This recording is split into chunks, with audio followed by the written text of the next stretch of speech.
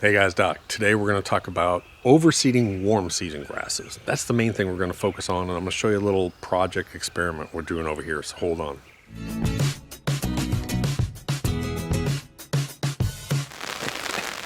So why am I out here in the pouring rain?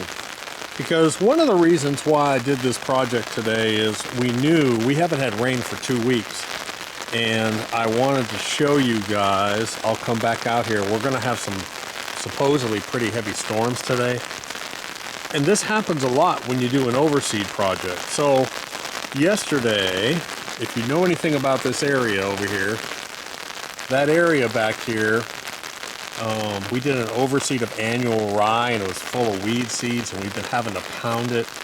It's been horrible. So this section of my lawn is horrible. So we did an overseed with some Bermuda. And then yesterday we came out here with my son. Ooh, the winds are starting. And I did a couple special things. Number one, we put down some fertilizer. We put down a ton of humic. We did a spike aeration over here. And then we applied this leveling mix that I talked about yesterday to sort of lock it all into place. Am I going to have some washout? Probably so. But today, I came out here early, and I'm going to talk to you about overseeding or seeding warm season grasses. So that's what I'll talk to you about today. I shot some video a little bit earlier today, and I shot some yesterday. I'll put it up. Hit that subscribe button. If you like it, give a thumbs up. If you don't, well, then I'll go inside and dry off. Before you do anything, you need to watch, if you're considering reseeding, especially Bermuda, watch the seeding videos and understand the difference between common Bermuda and a hybrid seed Bermuda. It's the biggest mistake you'll make if you don't watch that video, so watch it. That's number one. Number two, why is this area so screwed up? We did an overseed of annual ryegrass back here, and that ryegrass was full of weed seeds. And I don't know if it's quack grass, Johnson grass, I don't know what it is, but we've been battling it here. So this area, which gets some shade anyways, is just horrible. So I put down some seed over here. I actually put down Princess 77, which is actually a version now of Arden 15, high quality seed. But we haven't had rain in like 2 weeks. We're about to get storms. So I said to my son, here's what we're going to do. Let's come out here. Let's put down a little bit of fertilizer. Let's put down a ton of humic. Let's spike aerate it. And then we're going to cover it with this leveling mix, which is kind of a bonding leveling mix. So a little experiment. I grabbed the camera. I'll show you what we're doing. It's about to start. It's actually raining right now on me, and it's about to start raining for the first time in 2 weeks. Well, I'll come back out. We'll see how this did as far as washout. Hey guys, yesterday we came out here, and what we did was we showed you using this leveling mix. We were fixing some deeper rut spots. Then we went across the street, and I showed you how to use that stuff on an overseed project. Today, we're going to work on our weak area over here. We're going to do the same thing. This is the area that we did an overseed on. And the overseed, the annual ryegrass, had a bunch of weed seeds in it. So we've been battling it, putting down sprays. As you can see, I've got trees back here, so this area is weak naturally anyways.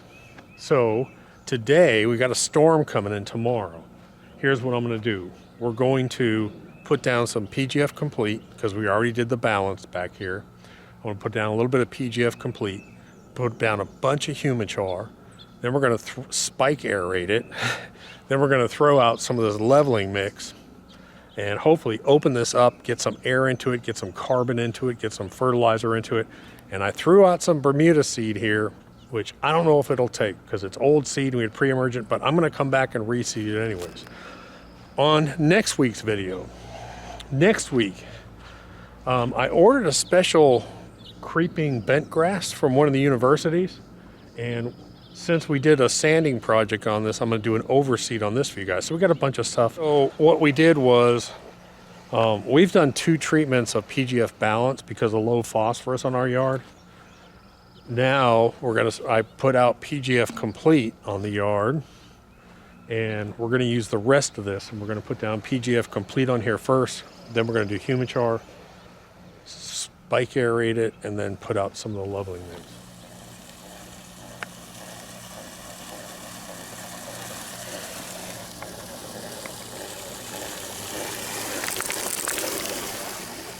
So I've got a funny story for you. I take care of the front entrance, and Junior wasn't going to be here till later, so I decided to load up fertilizer, the lawn spreader, my electric lawn mower, my battery backpack sprayer. And when I was loading that electric lawn mower, I had to pick it up weird, and man, I yanked my back. So I've been in pain for 24 hours. Feeling a little bit better this morning after a bunch of stretching, but whew.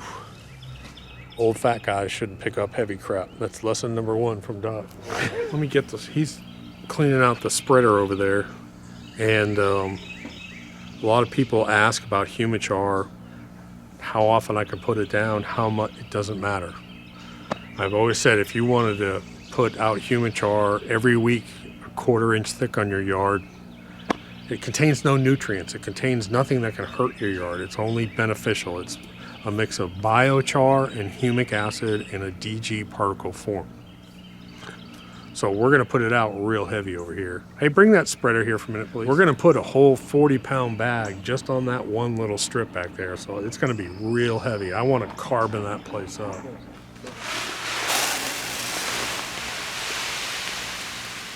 This is humic. Got it? There's only two things. There's only two things in humic. There's biochar and there's humic acid. There's no chemicals, there's no nutrients, and I do this all the time. I mean, it's pet safe, it's kid safe. You can't burn your lawn. It tastes like charcoal. And that's pretty much it. So again, you can put this out as often as you want. People are saying too, they're saying, if the biochar lasts for hundreds of years, why do you keep putting it out? It's because we're trying to build. If I wanted to focus on the first 3 to 6 inches of my whole lawn, and if I wanted to get my lawn just up 2 or 3% biochar, that's a lot of biochar. So we keep repeating this every month for, I would say, for probably at least 2 years, and by that time, you should have a real good biochar percentage in your lawn. So we can put a whole 40-pound bag of humic in this thing and dump her out. So Ryan, we'll go ahead and let's show them how heavy we're putting it out.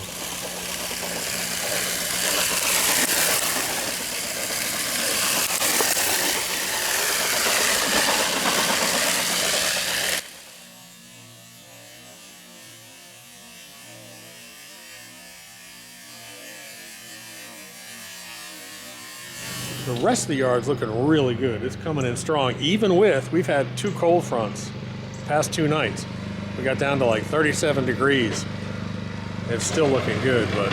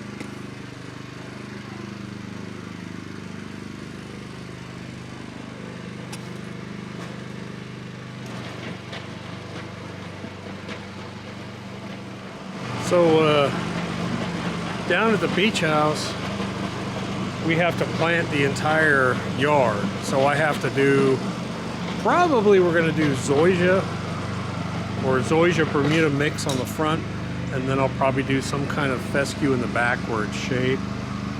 And we're basically going to do the same thing. I've got a scarifier down there. So I have a cheap scarifier down there I'm going to use. I may even bring the aerator with me. We'll aerate it, and then we'll seed, and then we'll put down, you know, just under ½ an inch of this stuff all over the whole yard. And that's it. It'll be done. Fertilize it, and the stuff will take. Hey guys, so let me talk about a little trick, and I'm going to call this trick pre-melt. This is a great trick to learn when you need to put down something and you have rains coming in. You're concerned that that product is going to wash away with the rains. So before, I've talked about the dry sponge versus the wet sponge. My soil is very dry right now. We haven't had rain in, gosh, almost 2 weeks. So that means the sponge is dry. Picture a dry sponge. Put some salt on it. And if you run water across that sponge, even though the sponge is taking up some water, some of that sugar is going to run off. But what if, before I put the water on the sponge, I put the sugar, and then I wet that sugar a little bit, and I just let it sit there? The sugar is going to melt. And as soon as water starts to hit that sponge, that sugar is going to go into the sponge right away. Does that make sense? So this pre-melt or pre-wetting is a really good method to use when you put out something like a pre-emergent in a DG particle, a fungicide, a double kill product, humic, a fast release fertilizer. What you can do is, I know late tonight, early tomorrow morning, I have storms moving in here. So we have put out a ton of humic. We went over this 4 times on a heavy settings on this over here. So we put out a whole bag of humic in this one area. But I know that this area has some washout area, so I'm going to wet it first, let it sit overnight. All night long it's going to be wet, and it's going to be melting and dissolving. When the rain starts to hit, the first thing that's going to go into this clay soil is going to be my product.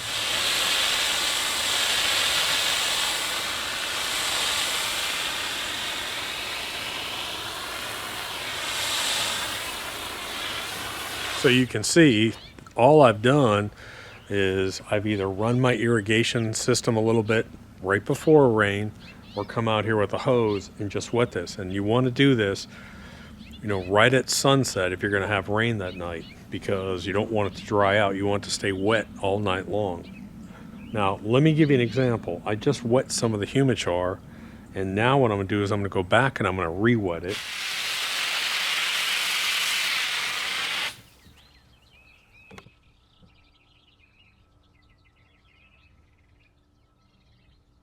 So you can see that little pre-melt is fantastic for any time you have a DG particle product, whether it's humic, whether it's pre-emergent, whether it's the double kill, a fungicide, anything. Put a product out, wet it, it'll sort of pre-melt just go in like a 1/16 of an inch, but when that rain starts to hit, boom, it'll just drive it right back down, and you won't have that washout. It's a really good tip. Now, I will give you one little tip when you're planting warm season grasses. Warm season grasses are pretty slow to germinate. They can take 7 to 14 days to germinate, and you've got to keep them watered.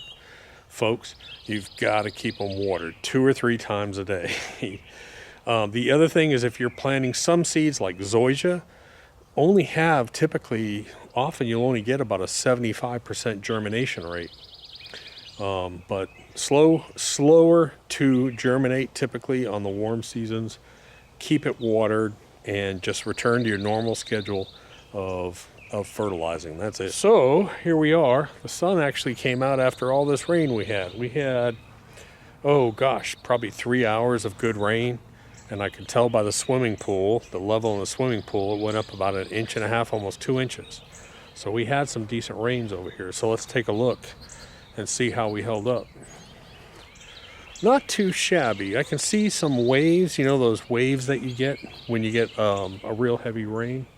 So I do have some waves in here, but I already came over here and inspected it, and to be honest, it's really not that bad. It sort of locks everything in.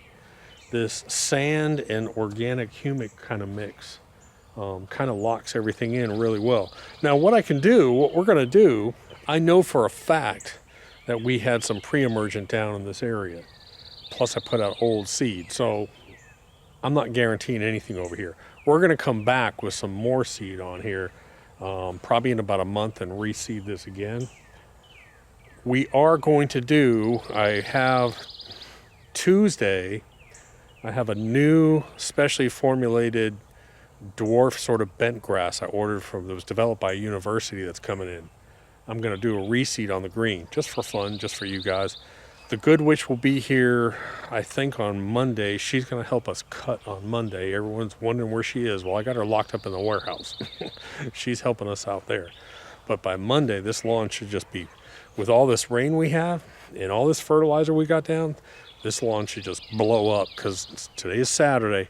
Sunday, we've got all day sun. Matter of fact, might be too long on Monday. We'll see. Hit subscribe, and I'll talk to you later. Dot.